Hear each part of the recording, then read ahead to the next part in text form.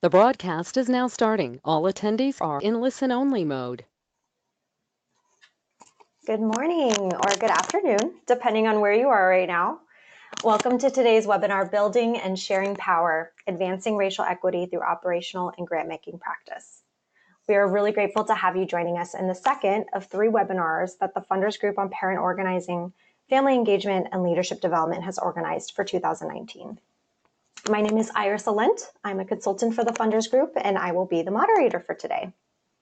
Before we begin, I would like to note that everyone will be in listen-only mode during the presentation portion of the webinar.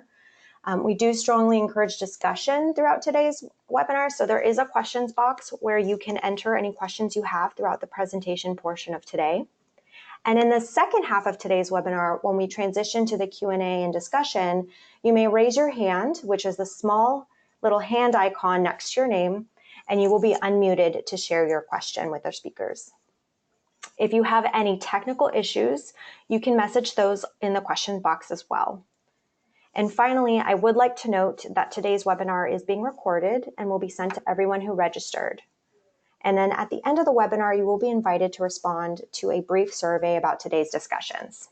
Next slide, please. So first, we want to acknowledge that racial equity is a complex topic and social issue that cannot be addressed on a 1-hour webinar.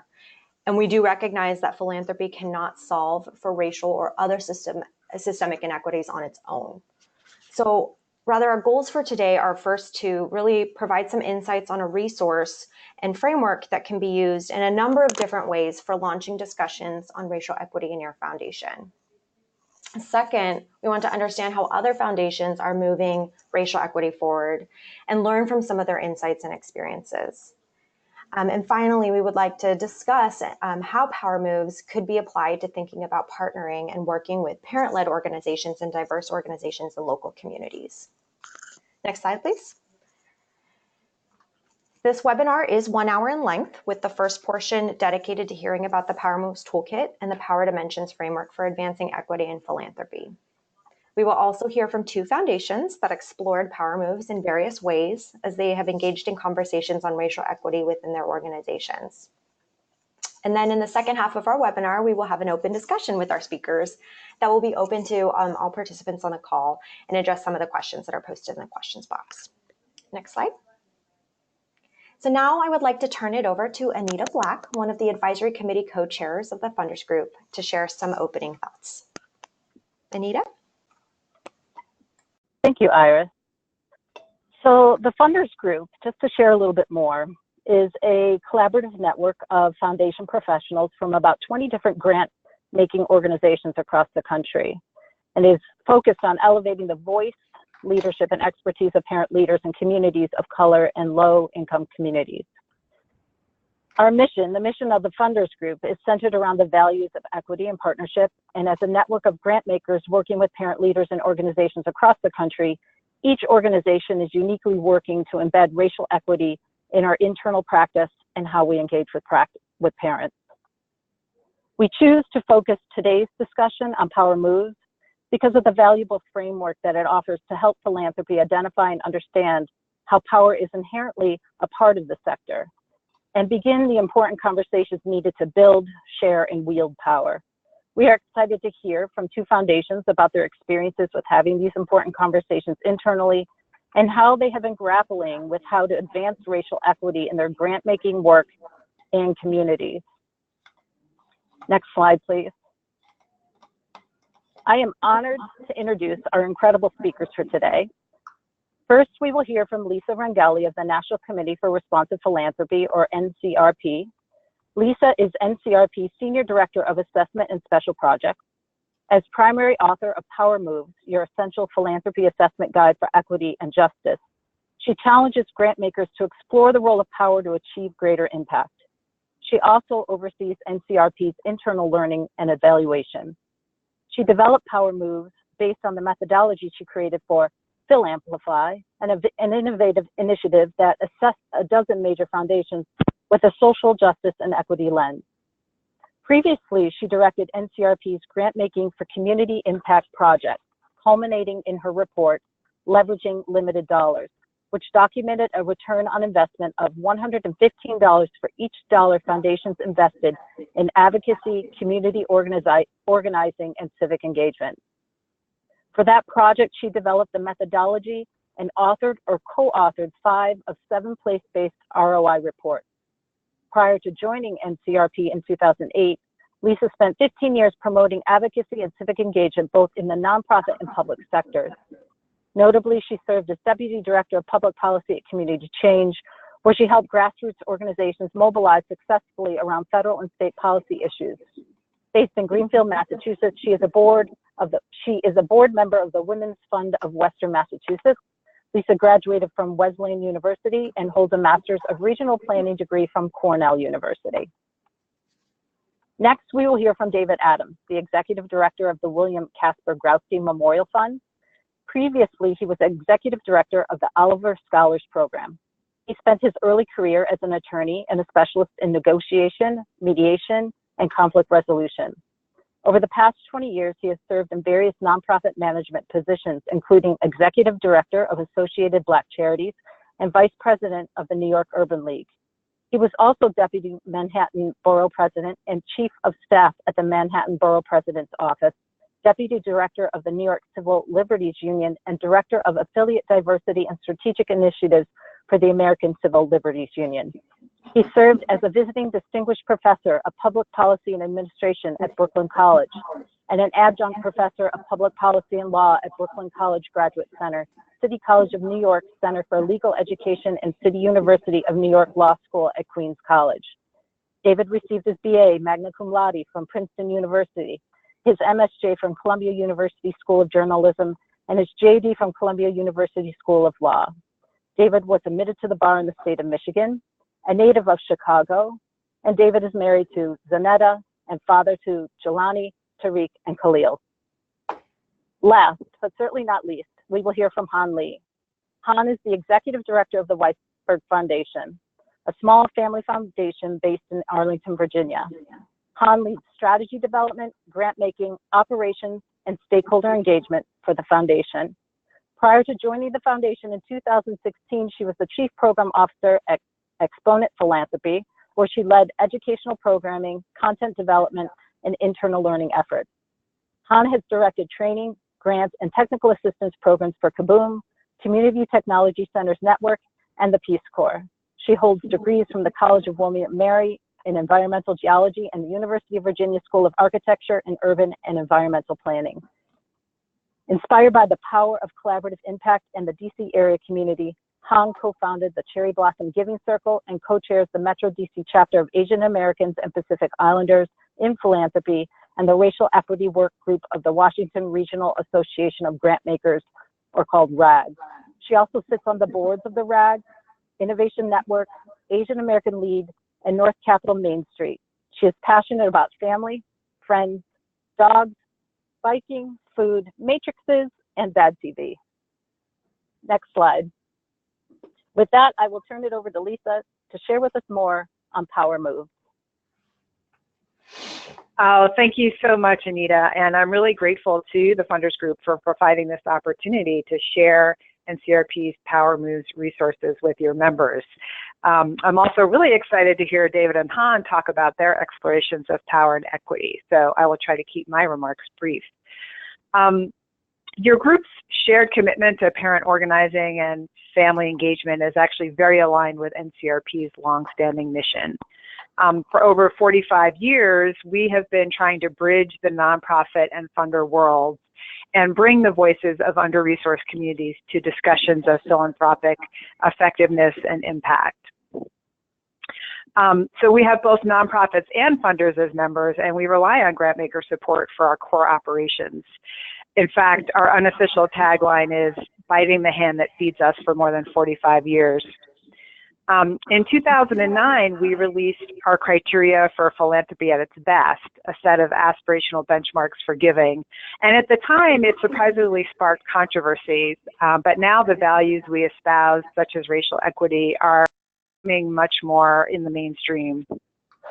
Unfortunately, the trend data on how grant funds are actually allocated sector-wide shows that we're not making as much progress as the rhetoric would suggest. Giving for marginalized communities, including communities of color, has been stagnant.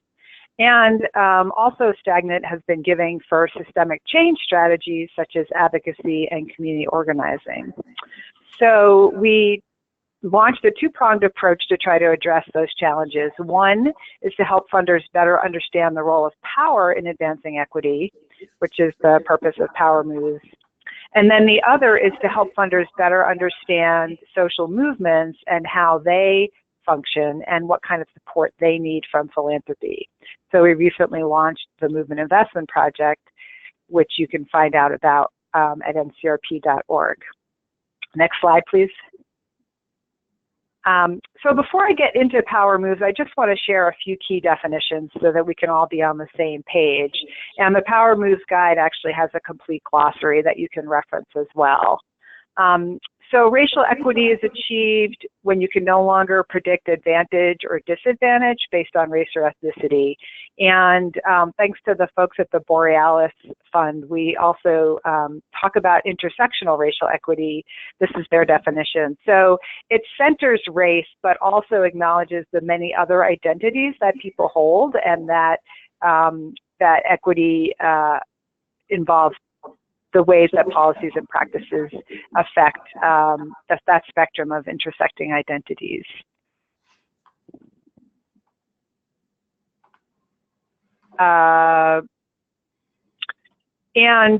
Finally, power, right? Power is about exerting control or authority. And I love the definition from Rashad Robinson at Color of Change.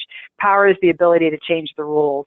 And grant makers and individuals, we all hold power, whether or not we are conscious and mindful of how we're wielding it. So that's part of the purpose of Power Moves. And we also know that power plays a role in whether systems are equitable or not. And we may not always see that power. It may seem invisible, but we need to understand that it's there and how we can relate to it in order to advance equity. Next slide, please. So a few other important concepts that we make front and center in the guide are the concepts of privilege and risk. So even if a foundation's board and staff are diverse, it's likely that the organizational culture and the way the foundation views its place in society have been shaped by prevailing cultural values, which also often seem invisible. And those may unintentionally mirror and exacerbate dominant power structures. So structures that have been shaped over time by predominantly white male and heterosexual norms. So this embedded and seemingly invisible culture and the privilege that we hold, that many of us hold, informs how a foundation decides what is good or effective versus what's risky. And so what seems risky to a grant maker in terms of investing in a particular organization or community, that level of risk may seem very trivial or low compared to a low-income parent who faces risks every day as they struggle to provide for their family, keep their family safe and healthy. So really want funders to think about risk in the context of those risks that are faced by the communities they seek to benefit. Next slide, please. All right, so now we're going to plunge into Power Moves itself. So Power Moves is a self-assessment guide. It's not a guide to doing equity grant making, but it's a guide to taking stock. So you can get a sense of how well you are looking at power, privilege, and risk across 3 areas of foundation practice so that you can identify ways to transform your programs and operations for more equitable impact. The tool itself is issue agnostic and constituency agnostic. So as I go through the 3 dimensions of power, perhaps think about an issue or a community that's important to you and how each dimension of power might play out in that realm. So building power is about maximizing the equity impact of your grant making by funding under-resourced communities to organize and advocate. Sharing power is about deepening your relationships with grant partners and communities. And wielding power is about exercising public leadership to create impact beyond your grant dollars. So now we're going to go into each in a little bit of detail and then hear about how funders have been using the guide. Next slide, please. So when building power, it's important to be specific about the kinds of changes you seek, how your strategies will advance equity, and for whom. And I should mention that Power Moves is rooted in extensive research by NCRP, including the Philamplify project that was mentioned earlier. And we did a dozen deep foundation assessments in which we surveyed thousands of nonprofits and interviewed hundreds of other stakeholders, including peer funders. And so a lot of what we learned about best practice is embedded in in this guide. So what we learned is that the more explicit you are about who you're trying to benefit and how you're going to advance equity, the more likely you are to actually make measurable progress. And of course, the communities most affected by inequities have the knowledge and will to make change, but they need your resources to be able to do so. And communities don't exist in issue or identity silos, right? So the parents and families that you're trying to engage, they exist outside of silos, and they need grant makers to be able to think outside of silos as well, because equity is a cross-cutting challenge, and so it's important to be looking holistically at the problems. Obviously, being committed to the long term is important, but also being flexible to respond to unexpected opportunities and challenges, which are inevitable when you're trying to do systemic change work. Next slide, please. So when sharing power, it's important to acknowledge that power differential that's inherent in the relationship and attempt to balance the seesaw more. So that both of you and your partners have got your feet on the ground and you're looking eye to eye. So how do you do that? By engaging in practices that build trust. And there's a really exciting movement around trust-based philanthropy right now, which is very aligned with Power Moves. So having transparent and responsive communication, showing up in the community, not always making communities or grant partners come to you, and sharing your connections to help them succeed. Soliciting input is obviously really important, and we like to go beyond that to even co-creating strategy together. And one thing I would say from our research is that a small percentage of foundations of nonprofits reported that the foundations solicited input, and an even smaller percentage said that the foundation closed the feedback loop and let them know how they used that information and that input. So it's really important to let them know how you're using their feedback. Okay, next slide, please. So now we're at wielding power. So when you're wielding power, it's important to exercise leadership with the community, not just for the community. So any of these practices that are about wielding power need to be done mindfully and with community at the center, whether it's convening, collaborating, organizing your peers, using your bully pulpit to advocate for community causes, and also, equally important, looking at that other 95% of your assets that's not going into grants and how those can be aligned with equity goals and with power shifting. Next slide, please. So what's actually in the guide? So there are a lot of different resources in the guide itself, as well as on the Power Moves website. So for each dimension of power, best practice guidelines like the ones I just shared with you, as well as sort of pitfalls of trying to do this kind of work, sample questions you can use internally and externally to gather feedback and data. And with the help of Han, actually, we also developed survey templates so that if you want to do surveys internally or externally on each dimension of power, we have sample questions for those, and lots of other resources available. And really, you can begin with any of the 3 dimensions of power. There's lots of different entry points. You can use the guide during different phases of the foundation cycles. So, for example, during strategic planning or during evaluation, for board orientation, for staff onboarding or professional development. There's lots of different opportunities to dive into the guide. And I really just encourage folks to read through it and see which topics or sections most spark the interest and resonance for you. Next slide, please.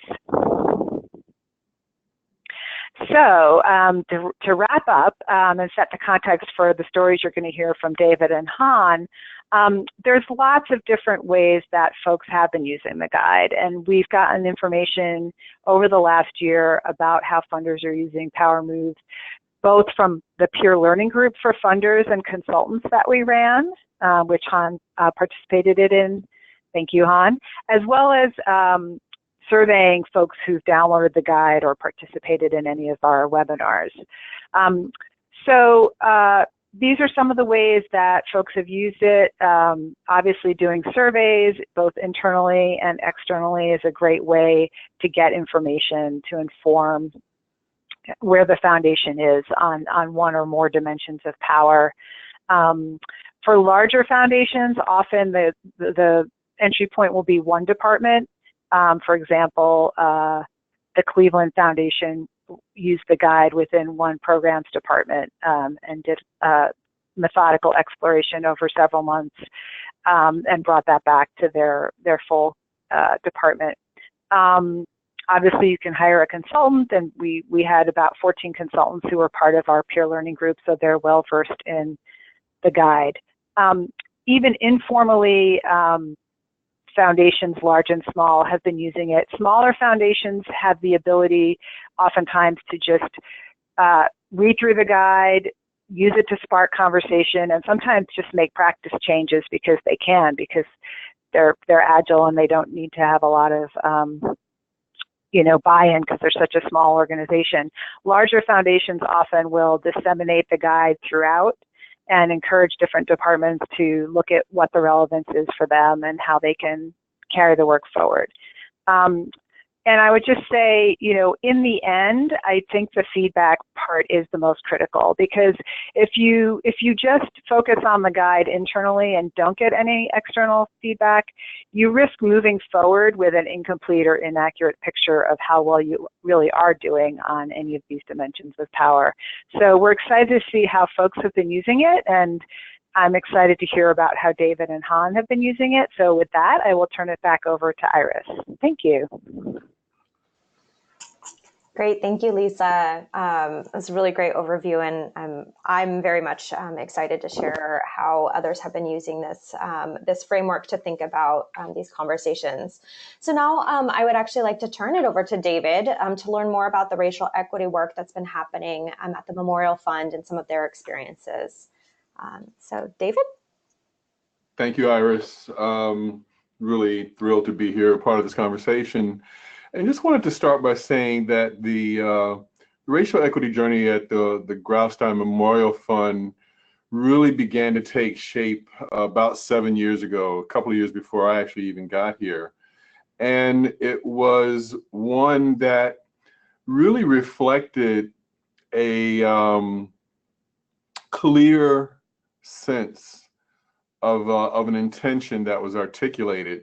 If you go to the next slide, you'll see, the timeline of that journey, and that first step is really critical. And I think that whatever can happen to begin that intention is really important. But it began with a conversation between the board and the staff. This is a family foundation, and the family really kind of led the way in articulating a desire to be more explicit about addressing equity in our work. And that really informed the strategic planning process, which took off shortly after I got here and led to the board adopting a new mission which explicitly centered equity as a key focus of our work and our goals.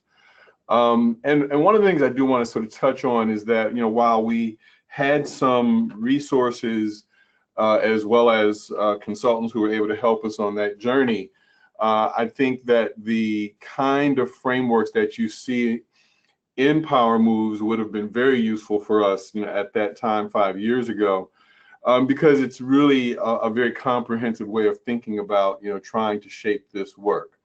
But we did that, we began the process, and we launched into an exploratory year, I'll say. I just gave air quotes because it really lasted a little bit longer than a year, and allowed us to begin to figure out how to do the kinds of things that are more explicitly laid out in Power Moves in terms of reshaping ourselves, reshaping our relationships, being more conscious of our power, the power dynamics between us and philanthropy and grantees, and begin to figure out how to change the way in which we function.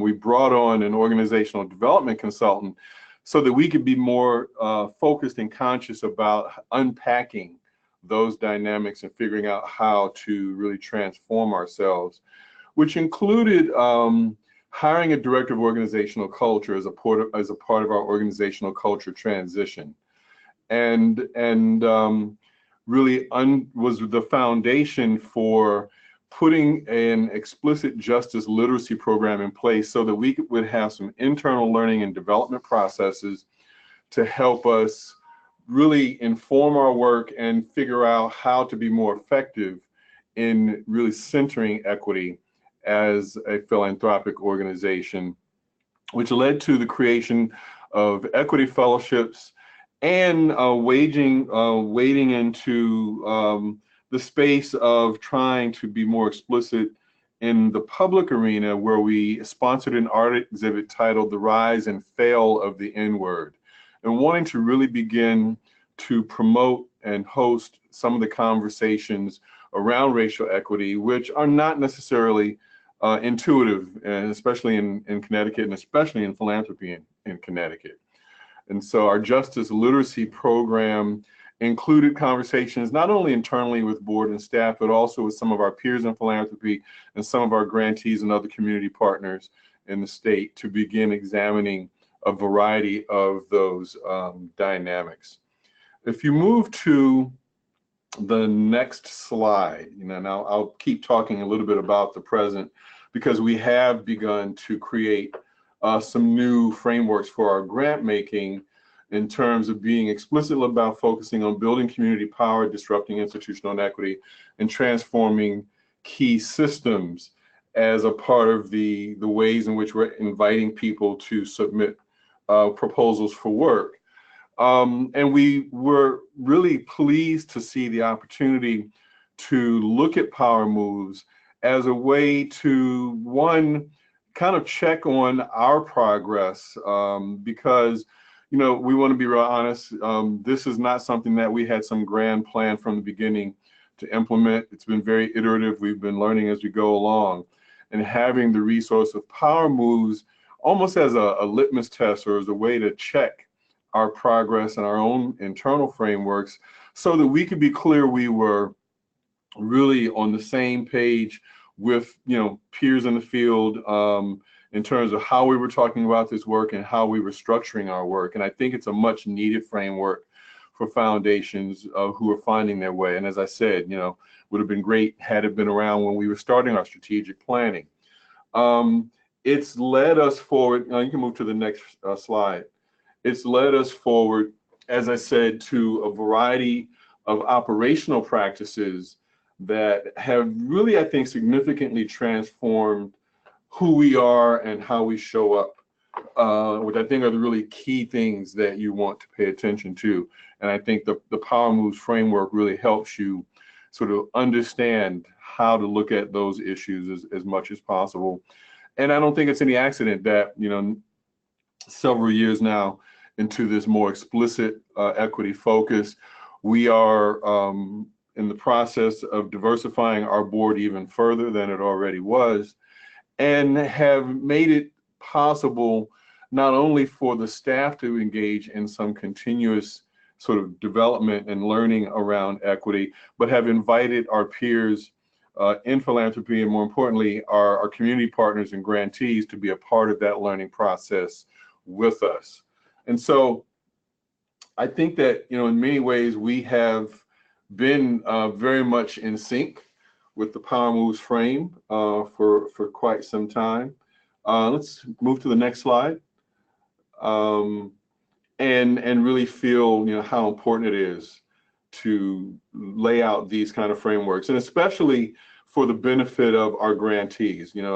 Just a variety of the things in terms of consulting with, getting feedback from, putting grant frameworks in place that are beginning to understand and acknowledge the importance of multi-year funding, and just a variety of ways in which we've changed the way that we think about our grant making, and that we're much more conscious and explicit about understanding the power dynamics that exist. If you can jump to the next slide, please. And so we've learned, I think, quite a bit in this journey for these last 6-7 years. I think key is that assumptions are really a huge problem, that it really makes more sense to figure out what it is you need to learn and to engage in that learning process as often as possible, and to really understand how much we are ill prepared for addressing racial equity as Americans, how little our education system or our just general culture supports us, and that you have to be very intentional. The journey, while necessary, is difficult and is going to inevitably lead to mistakes and stumbles, which I think really leads us to accepting the need for cultural humility, that we're not going to have even most of the answers, let alone all. And that, what we're more interested in is figuring out what our questions are and how we're going to go about answering those questions, and trying to center the voice of the communities that we're serving as much as possible in every step of the way. So, hopefully that just gives you a little bit of a sense of what we've been up to. And what's next is that we've, gotten, next slide, please. We've gotten to the realization that we need to really have a conversation, both internally and externally, about, sort of what's the vision for where we're heading, and how do we sort of ground the future work in a vision for, where we would like to go, and not obviously just something that we would decide individually as this one foundation, but something that will ultimately be guided in partnership with the communities that we are attempting to support. So hopefully that gives you a real clear, or at least a beginning understanding of our journey, and look forward to the rest of the conversation. Great. Thank you so much, David, for sharing what amazing work that you're doing at the Memorial Fund, and really appreciate also the reminder to have a cultural humility lens around that work. Next slide.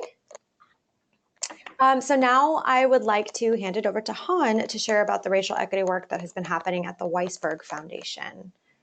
Han? Thank you. Hi, good afternoon or good morning, everyone. I'm really pleased to be joining you today. So I appreciate the invitation to speak to the funders group, and always welcome the opportunity to speak with Lisa from NCRP, and I've certainly admired the Graustein Foundation's Memorial Fund's work for many years. So happy to get to know it better through this webinar. So I'll go ahead and just jump right in and talk a little bit about the Weisberg Foundation and our journey towards racial equity. So the Weisberg Foundation is a small family foundation. We're based in Arlington, Virginia. We were started in 1988, and we've always operated with a larger, albeit admittedly not a clearly articulated vision for social justice. So next slide, please.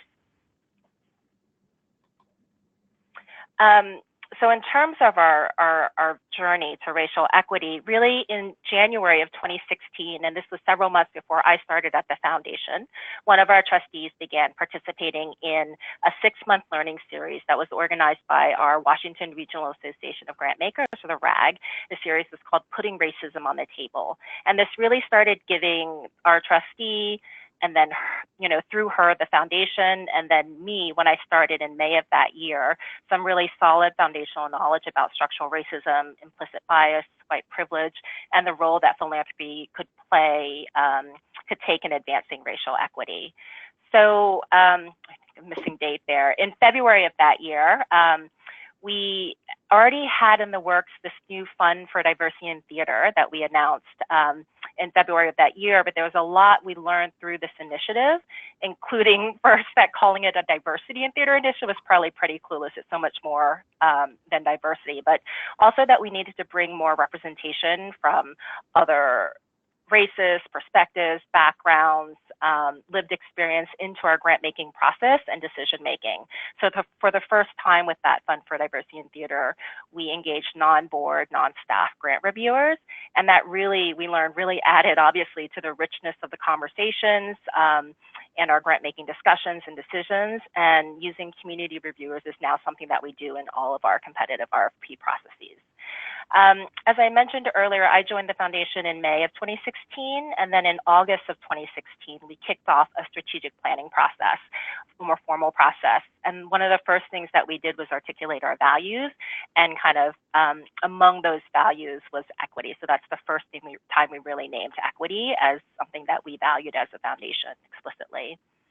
Over the course of that, the next year, we did a lot of talking to each other, getting feedback from our grantees, as well as our declined grant applicants, talking to peers, doing a lot of reading, through NCRP resources, looking at our grant making history. And it became clear that so much of the work that we'd been doing over almost 30 years was was caused by inequity, right? In particular, racial inequity. So in 2017, we released a new strategic framework, as well as a new grant program called Reframing Washington. And both of these centered explicitly on advancing equity by supporting building power in communities of color. And through all of that, the work is ongoing. We continue to build our knowledge, sharpen our analysis, and examine our own complicity in structural racism. So presently, as we learn more, we're revising language in our strategic framework to be bolder and more explicitly anti-racist. And that's something that I think going through the Power Moves framework and toolkit in the last year has really helped get our board ready for, not just ready, but hungry to do. So next slide, please. So in 2018, we started using Power Moves as a tool to help us more effectively operationalize our racial equity work internally and externally.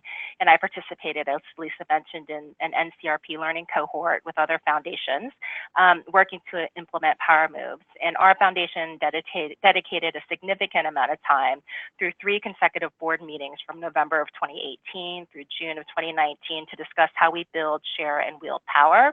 And throughout this process, we found that Power Moves really helped our board and staff assess progress, perspectives, and knowledge about operationalizing racial equity and chart a plan for advancing that work.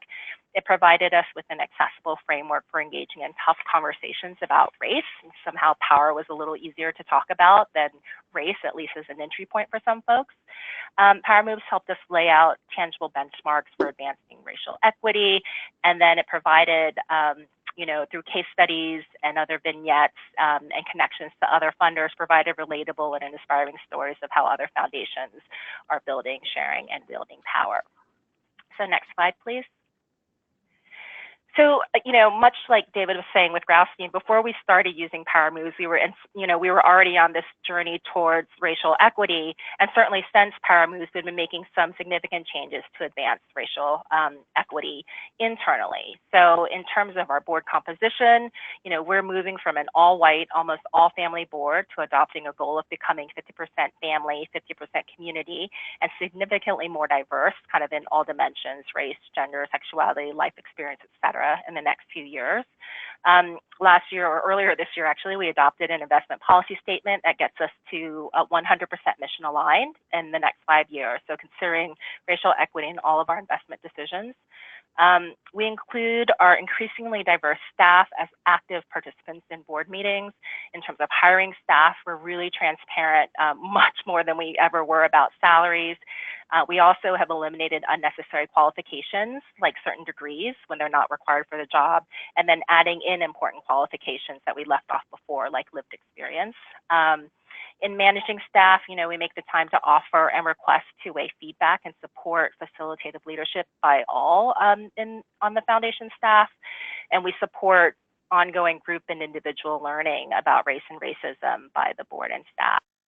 And then, also importantly, we ensure that any consultants or vendors that we hire beyond our programmatic consultants, we make sure that they have and they practice values that align with our values around equity. So everything from accountants to IT service providers, we vet them against our equity values. So next slide, please. in terms of working to ensure our grant making practices are more racially equitable, we practice things like, I call it reparative grant making. So, move to prioritizing funding people's color-led organizations that are explicitly working to advance racial equity through advocacy, organizing, civic engagement, or other power building strategies. So since launching, I've mentioned, our strategic framework with the Reframing Washington Empowerment Fund. We've also launched an Equitable Justice Fund, a Disrupt Move Voice Power Fund that really prioritize funding POC-led organizations. And I think one of the follow-up resources we can share after this webinar is our DMV Power RFP, because I think that is like a really real embodiment of our racial equity values and work kind of in a document. We've also, I call it partly participatory grant making. So we are engaging, as I mentioned earlier, community reviewers throughout our proposal review process, compensating them fairly and building a pipeline to the board from those reviewers. And at this point, board and staff work side by side with community reviewers. But if we move to community members really leading the process, then I think I feel more comfortable calling it true participatory grant making. But we're headed in the right direction. Also, we're doing a lot with going beyond the no with declined grant applicants. So inviting two-way feedback calls with them and asking for feedback about our processes and how equitable they are, and then giving feedback on their grant applications, and then providing acknowledgement grants to those that get to a certain stage of our application process, even though we can only give so many grants, that we appreciate their efforts in terms of the work that they're doing, as well as the burden of applying for a grant puts on them. And then also going beyond funding and really thinking about how to tend to what I call our A, Bs, and Cs, which are our other strategies beyond funding. So amplification, building capacity, and collaboration in ways that help grantee partners meet their missions to advance racial equity. So next slide, please. There are always so many lessons learned. We learn lessons every day. And, we really take the time to seek them out and to use them to inform our work and our next steps. So among those lessons that stand out as particularly important are really having a board member who can help champion the work. I am in the position as executive director of our foundation, and at the same time, so I have power to wield with the foundation, and at the same time, we also have a board. So having someone on the board or a couple of people on the board who can be my partners in championing this work is really important. Carving out the time needed to move the work forward. We had wanted to do the Power Moves work for several months before one of our board members, my champion, finally said, Han, just build it into the board meeting agendas, put it as the first thing on the agenda so it sets the tone for the rest of the meeting, and we'll get it done, because we keep bumping it for other things that come up. So carving out the time needed to do the work is important. Engaging with peers who've been on similar journeys is really important for shared learning, support, idea generation, and collaboration. Bringing in external partners to lead some of the tougher conversations is key, but being sure to vet them carefully. I think we've learned our lessons that there are a lot of consultants right now that say they do racial equity work, but not all of them are good or right for you and your organization, and they can actually cause a lot of harm. So it's just really important to vet them properly. I learned that this seems obvious, but there's a need to bring kindness, compassion, empathy to this work. And at the same time, also I call it indignant rage, because, racial equity, racial inequity, structural racism, they're not just abstract concepts, right? These are things that are impacting people's everyday lives, not just their livelihood, but their lives, right? So I think a certain level of indignant rage and urgency is important. Also important to adopt shared strategies and language for dealing with unhealthy power dynamics, microaggressions, and other inequitable behavior that happen within your organization, with you and grantee partners, with other funders even. I think it's important to remember, especially when faced with obstacles and challenges of doing the work, like, having conversations that prevent you from getting out a new grant RFP on time because of a misunderstanding or differences in or microaggressions around conversations of race is frustrating, because sometimes we think that the program is the work, but actually these conversations, these interpersonal conversations and tensions, they are the work. And so it's important to say, I want to focus my time on doing that outside work, but the inside work is also the work, and that's important to remember and to tend to.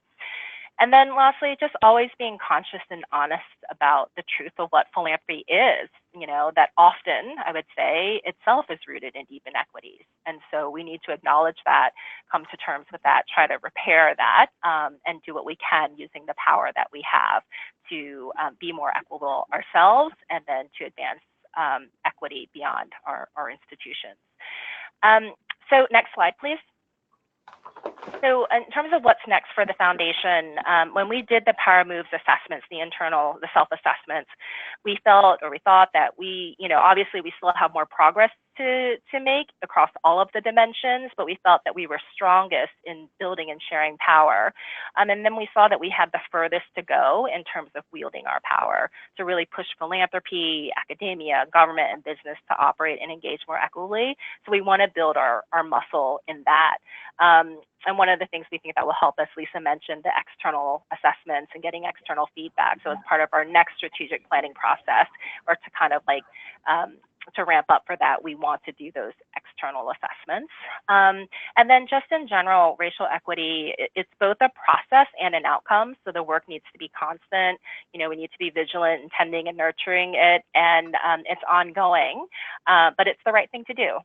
And for me, for us, it's that simple. It's the right thing to do, so we'll keep doing it. So thanks for letting me share about the Weisberg Foundation. I look forward to our discussion and any questions that you might have about it. Great, thank you so much. Next slide. Well, thank you very much, Lisa, David, and Han, for not only taking the time out of your day, but being really open and sharing some of your insights and experiences with this work of advancing racial equity through philanthropy. And I know for myself that this is bringing up a lot of interesting thoughts and questions. And so I would now like us to transition to our discussion portion of today's webinar. So before we dive into some of the questions from the questions box, I first just have a couple of questions to ask you all. So feel free to jump in, whoever would like to go first. But the first question is really, what do you think are some of the necessary conditions that need to be in place to really launch these kinds of conversations about racial equity and philanthropy?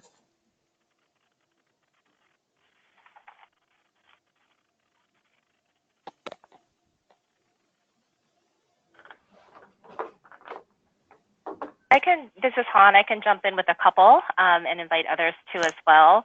So I'll name two. One is, I think I alluded to it, is the commitment to do the work both internally and externally and for the long haul, because this work needs to be authentic.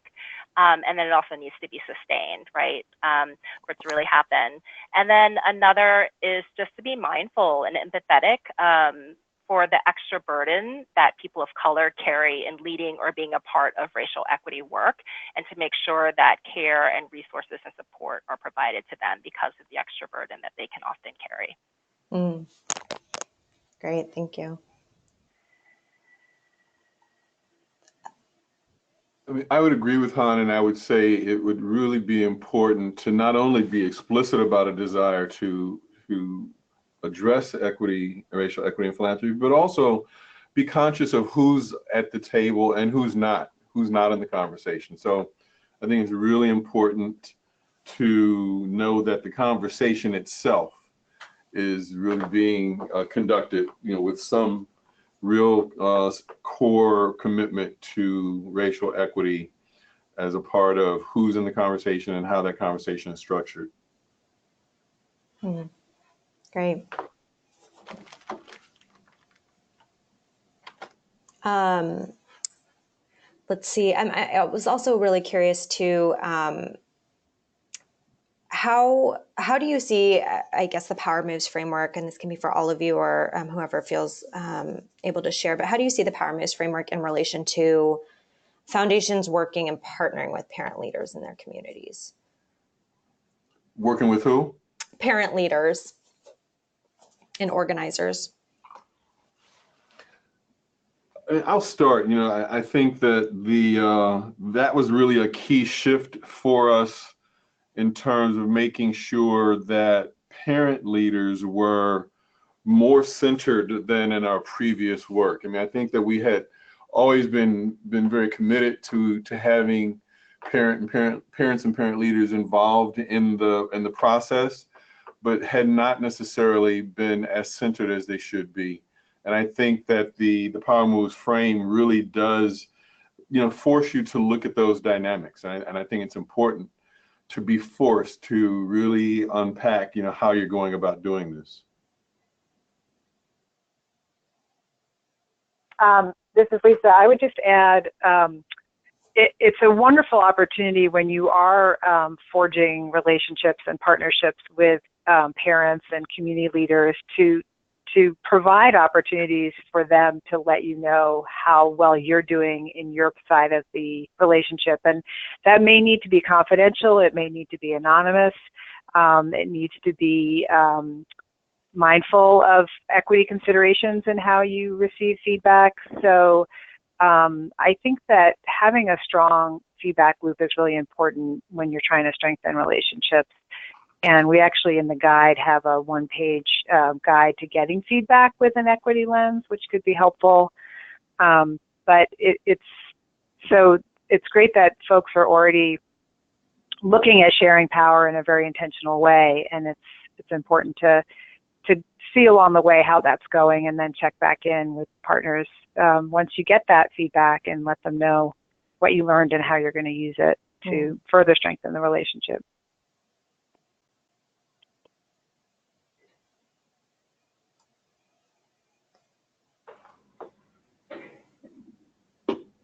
Great. We actually have a question coming in. I think this is probably for David. Could you elaborate a little bit more on the role of the director of organizational culture, which seemed to be pretty integral to moving foundation practices forward? Sure. So the director of organizational culture position, grew out of this idea that we needed to really make some fundamental shifts as an organization, and wanted to make sure that we had someone who could really hold us accountable to this idea that we were trying to pursue an equity agenda, and who could also support us in having difficult conversations, doing the learning, and really questioning how are we going about, sort of setting up the grant making process, the grant relationships, how are we articulating these issues, out in the various circles that we are, whether in peer circles or in broader community circles. So it really is something that has been able to be both an internal support system, but also one that constantly reflects on, how we're showing up in the outside world. I don't know if that answers your question, but that's kind of what comes up for me. And another question too, I know you mentioned there were some mistakes and stumbles on the journey towards equity, and I'm curious, the question is, what were some of these, and are there some steps that other foundations can take to avoid some of those? Well, I would say that trying to avoid stumbles is one of the biggest mistakes, because you're going to make them, and you really should just accept and embrace that. But, I think that, out of an excess of trying to be as transparent as possible, in terms of, why we're moving forward the way we are and making decisions the way that we are, I think we often assumed that people understood, where we were coming from, or why we were sort of sharing in the way that we were sharing, without being, really conscious of the fact that, when philanthropy says, well, we made these decisions based on this and that it's taken, especially in the community and by grantees, as judgmental or critical. And so, not being conscious of that, I think, was a huge challenge, and one that we got to learn from, because it then became very apparent that, as we articulated, sort of rationales for funding or not funding, or structuring, funding opportunities in particular ways, that it was perceived as some kind of assessment of the grantee community, or of work being done out in the community. So that was a huge one for us. Great, thank you. This other question is coming up, and probably for open for all three of you, but how could this framework be used with funded agencies and their staff as a performance indicator?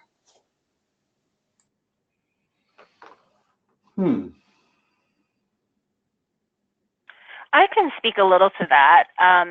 This is Han. So, what I think is really beautiful and accessible about using power and power moves as a framework for advancing racial equity is that everyone, whether you're a funder, community member, an organization, or an individual, each of us can examine our own power and be more intentional about how we are building more power, sharing our power, and wielding our power to advance our goals, right, especially around social justice and racial equity.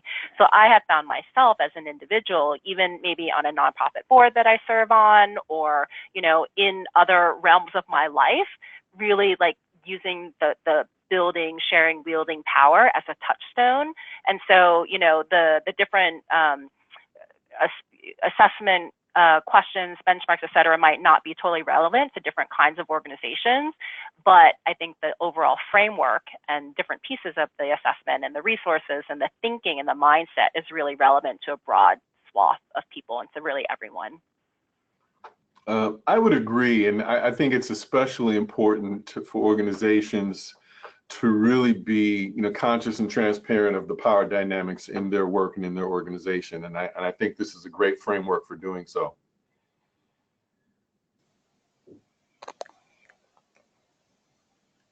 Great. And this question's for Lisa. You mentioned collaboration as one of the ABCs is key to your work. Grantees and parent partners often feel frustrated by the power dynamic associated with collaborating with foundations and other organizations.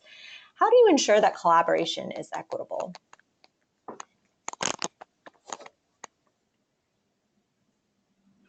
Well, I think Han actually was speaking to it as one of the ABCs, but I'm happy to address it as well. That is when we've done interviews and surveys with nonprofits, we hear that very often, that they feel frustrated with how the collaboration is being handled by a foundation partner. And so part of what the exploratory questions in the guide try to get at is, who is driving the train, and who is doing the convening, and who is setting the goals for the collaborative effort. And so it's really a way to get the stakeholders to think more about to what extent is community being centered in designing and setting the goals for the collaboration and so forth. So it's being more mindful again about the power dynamic, and you may not realize that that community members are not feeling as invested or not feeling like the collaboration is working well.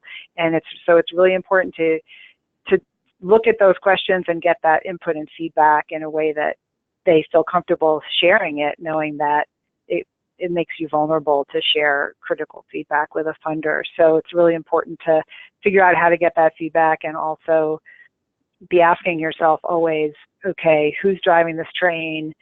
Is everybody, on board and feeling bought into how it's going? I think I would absolutely agree with that, Lisa. And I think the big thing is like with the feedback piece is if you're being genuine about wanting feedback, you need to ask for it and then be prepared to get some feedback that might not be easy to hear, and then to actually do something with it, right? And let people know how their feedback is being integrated. I think a big part of that is co-creation. With our volunteer grant reviewers, we wanted to streamline the process because we know it's a heavy lift to review a lot of grant applications. So the first couple of times we did that, I built the review matrix, right? And kind of presented it to the groups like, this is the matrix we're going to use. And then the feedback we got was like, well, it's fine, but it didn't quite work. And, in the future, you should think about co-creating that with your review panel. And so that's something that we're doing in this grant review process. So really like authentic co-creation, co-ownership, letting go of some things that and listening to what other people think is really important and hearing that and making some changes. And then also resourcing the collaboration, right? Oftentimes nonprofit partners are asked to do things for free and to take a lot of time to do that. And they feel like they have to say yes. If it's really an option, tell them they can say no. And if they do say yes, or, say that, there are things that we realize this is an opportunity and a burden to you. So let's talk about how we can ease that burden so it is truly worthwhile for you to engage and collaborate. And then to give them credit for that collaboration, right? Don't kind of take all the credit and not acknowledge the amount of expertise and knowledge and time that they've put into the collaboration. Great, thank you. Next slide. Great. Well, we're just about at time. I'm sure that there were many other questions. So after the webinar, I'm happy to send out, if there's any additional questions, feel free to email us at thefundersgroup@outlook.com and we can get those fielded for you. On behalf of the Funders Group, I really do, again, want to thank Lisa, David, and Han for taking the time to share Power Moves and also your firsthand experiences in engaging with these complex and often challenging conversations in your foundations.